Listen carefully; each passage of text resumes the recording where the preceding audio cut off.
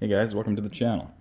This is the Milwaukee Cable Stapler. This is the 244820. I was pretty excited to use this, and now that I've roughed in a basement, did some work for some friends, did some work in my own basement, I feel pretty good about talking about it and some of its features.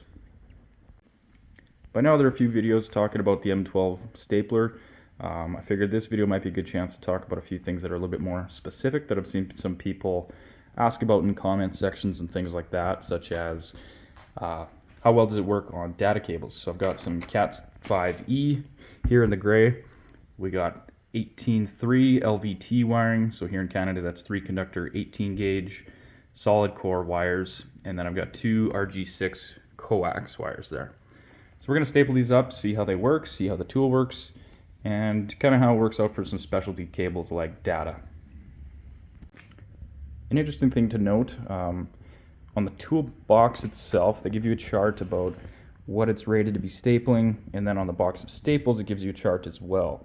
On the box it only mentions NMB cabling, which is more common in the US, I believe, but the staples themselves show NMB and NMD. We generally use NMD 90 here in Canada.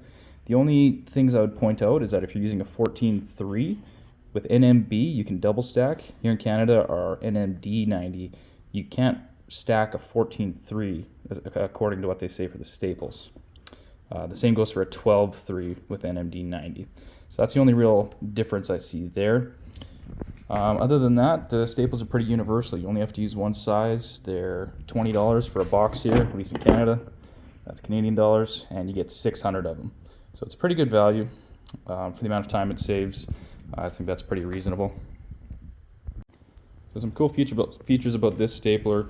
45 staple capacity. They claim, I think, up to 1,200 staples on a charge on a 2.0 amp hour battery. At first I thought, oh, okay, sure, that's optimistic, but I did a whole basement with a 1.5. We did some work for a family member, did some work in my own basement, and when I put this thing in here, when I was done, it still showed 4 bars of battery. Now I think it's showing 3, but it's been sitting out here in the cold. So I'm starting to believe that they probably are telling the truth with those battery numbers. You can use a pretty small battery and get a lot of work done. So loading the staples up is pretty simple. Pull the release, that drops out. Flip the tool up, and you've got these narrower grooves here. Slide the staples in there, push them up, and it's got a nice satisfying click on the spring-loaded magazine, I guess if you want to call it that. Nice click there. Then you grab the tool, throw it to what you want, and it throws a staple down. So we'll go over some of the different things we can staple, how it operates, and how it's going to sit with some specialty cables. So the most standard, most common one is a 14.2. Obviously this is your bread and butter of residential construction. When you go to staple, you just want to line up the pins, give it a click, and the nice thing about these, it gets it snug.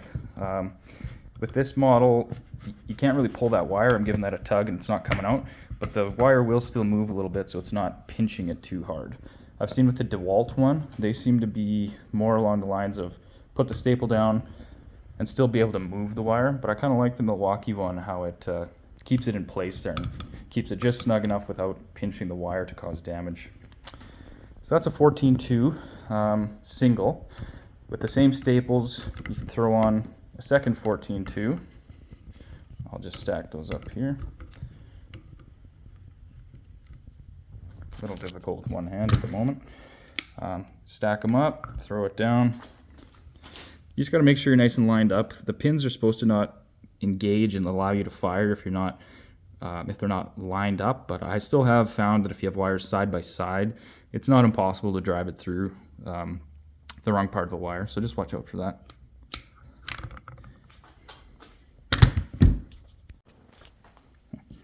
So a little difficult with one hand, but I got it started here. I guess you do need to make sure they're lined up pretty good. As I was saying, it's not impossible to misfire, but it's got pretty good protections that mean you have to keep this thing pretty even in order for it to fire. So there it is with a double stacked 14.2, and again, still nice and snug without pinching the wire too much or causing any damage.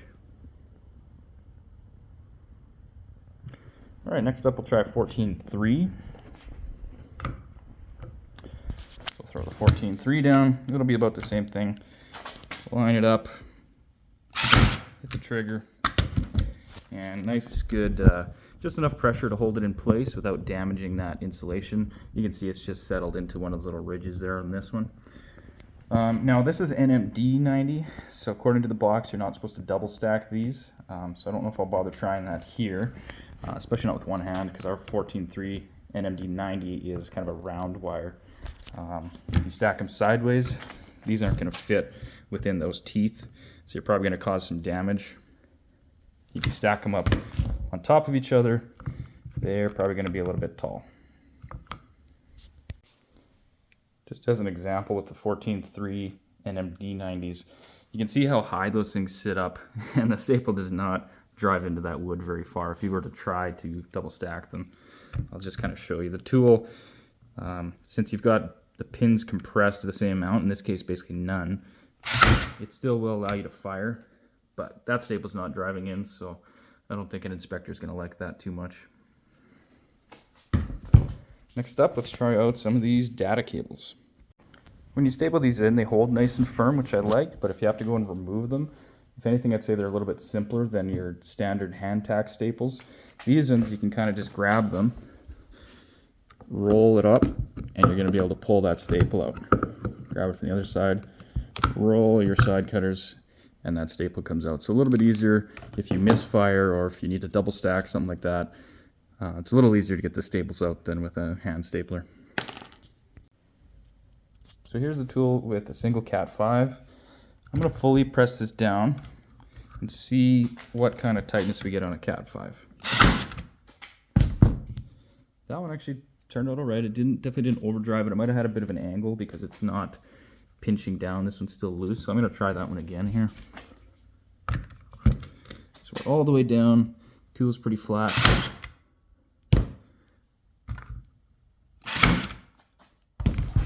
Okay, and that's actually pretty surprising. I sort of thought with certain Cat 5s you were going to have some compression, but that actually seems to hold that down pretty nice. It's just pressing it a bit here, but you can see that it still moves, so I don't think that's going to cause damage necessarily.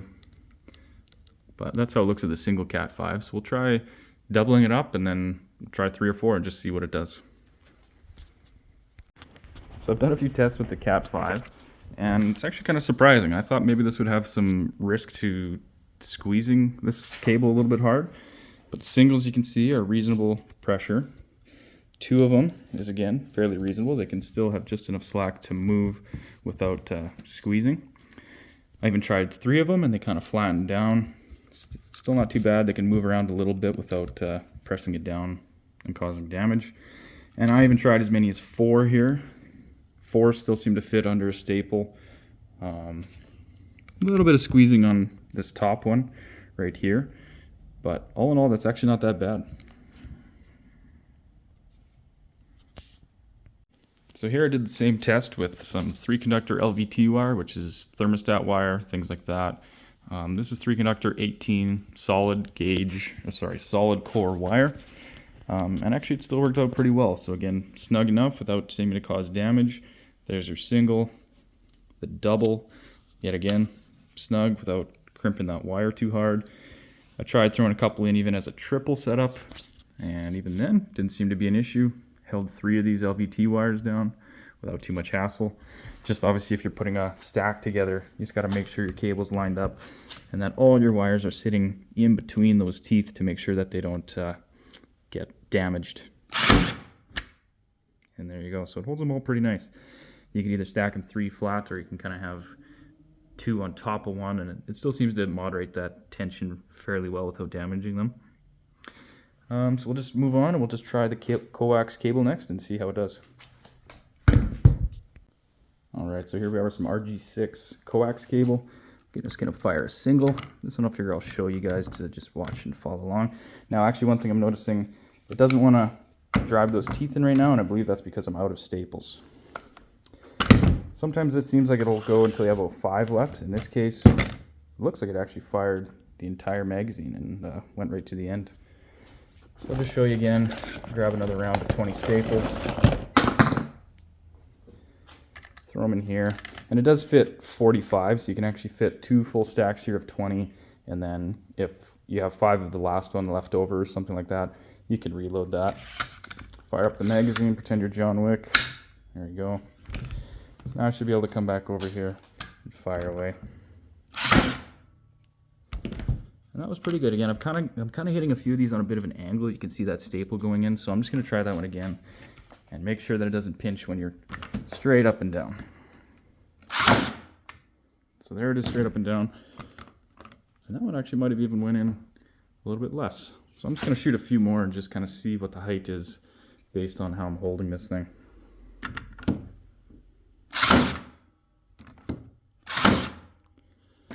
So those ones, the nose was right down.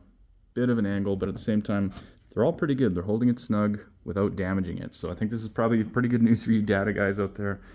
If you're running either RG6 or you're running Cat 5s, LVT cables, and other things that are small, it seems to actually be able to handle them pretty well without damaging them. But I'll try double stack RG6 and see how that works here. So again, just making sure they're lined up within the teeth. There you go.